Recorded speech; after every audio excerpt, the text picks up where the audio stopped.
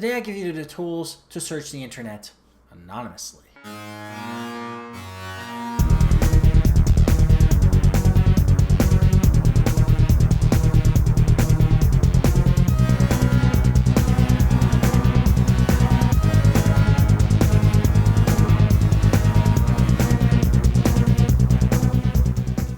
My name is Steve Smith, aka Zed Access. This is TQA Weekly, Technology Questions Answered. If ever you have any technology questions, comments, suggestions, and or computer horror stories, email me at ask@tqaweekly.com. Go to my website, tqaweekly.com, and fill out the contact form or use the comments box on this page if you are watching on a website. And now a word about ProXPN. This episode of TQA Weekly is brought to you by ProXPN. ProXPN is a virtual private network that allows you to use the internet the way it should be, anonymously and without oversight. For 20% off your new account, go to proxpn.com/podcast and use the coupon code, all in caps, TQAWEE. More than ever, your online freedom and privacy are under threat. Governments and ISPs want to control what you can or cannot see while keeping a record of everything you do. Plus, the free Wi-Fi at the coffee house or airport terminal is putting you at risk because your passwords and sensitive data can be intercepted more easily than you might think. I fix a lot of computers and I know a lot about the internet and all the other networking issues and possibilities that can possibly happen. I'm very well aware of applications that are absolutely free, easy for anybody to use, that can actually steal data from a Wi-Fi hotspot that is unencrypted with absolutely no difficulty whatsoever. And if you do not believe me, type in Firesheep and see how many people have downloaded that application to this day. ProXPN is a global VPN, virtual private network that works with almost any internet connection and creates a secure encrypted tunnel through which all your online data passes back and forth.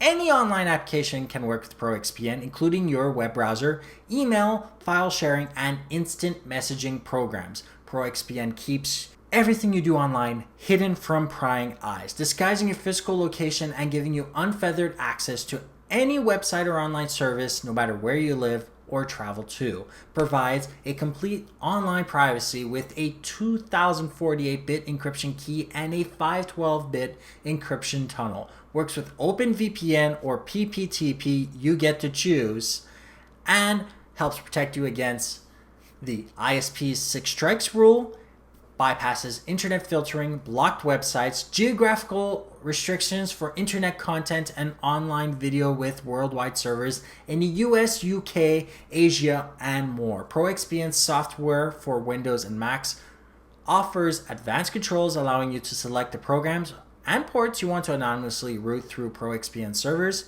ProXPN also works with iOS or Android devices, allowing you to use your data plan or public or corporate Wi-Fi with complete and total privacy on the go, no app required, offers 24/7 customer support.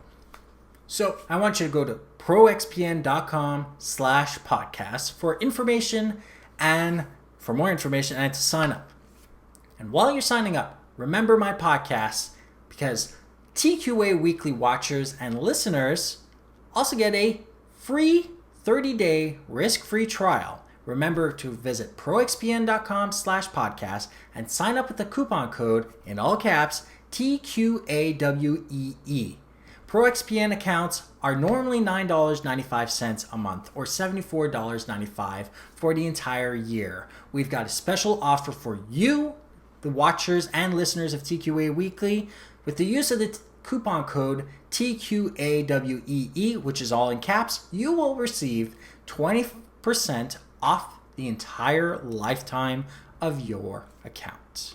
Privacy online comes at a premium, and the reason is simple. Search engines like Google, Yandex, Bing, Yahoo, Lycus, any single search engine on the internet likes to create, record, and archive profiles of you online to better target advertising at you. Now, think about it this way. You are essentially the one person, each person behind a screen that they need to make money off, and the only way they can do this is through advertising. They do targeted advertising, creating profiles of you. If the part of having targeted advertising at you, things that you actually want, isn't disturbing, then you can go on towards your day. If targeted advertising towards you is what's actually bothering you, there are ways of searching the internet without being tracked anonymously, and search engines that are anonymous is actually what's on our plate today. The actual show notes for this episode will be at tqaweekly.com/SE3EP36. I'll be talking about a few search engines today and explaining a few misconceptions that might happen while you're searching them on a browser. So my first choice of anonymous search engine has to be DuckDuckGo. For anyone who's ever used Google, and who hasn't, you won't be knocked out of your chair. Very simple, clean design, very, very Google-esque from, the olden times. You don't have to worry about it. Very simple. Anyway, Google hasn't changed that much in a long time, their front page, and it is very simple. All you have to do is type in the search query and get the results.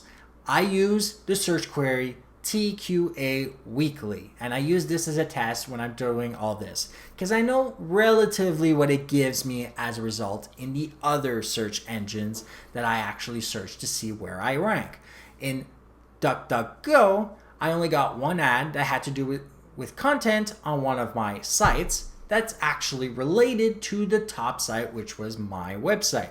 So there's no real attempt at targeting the advertising. They're using the actual search query to target ads, not in an exact profile. So while this is an attempt at targeting advertising towards you, this isn't a blatant targeting of you. So it's only targeting your specific request. My second choice, and I don't know how to pronounce it, is either IXQuick or I'm going to just say 9Quick, since that's basically what it is in Roman numerals. Extremely clean design like DuckDuckGo, type in search query, click magnifying glass, view results. Says, and I actually believe it, to be the most private search engine online.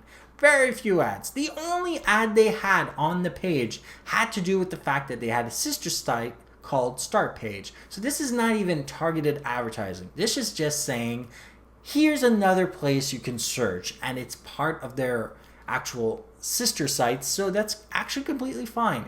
My last choice, Bleco. Very clean, very similar to the other two, and the search engine results don't just show top sites actually, they also show Twitter search results.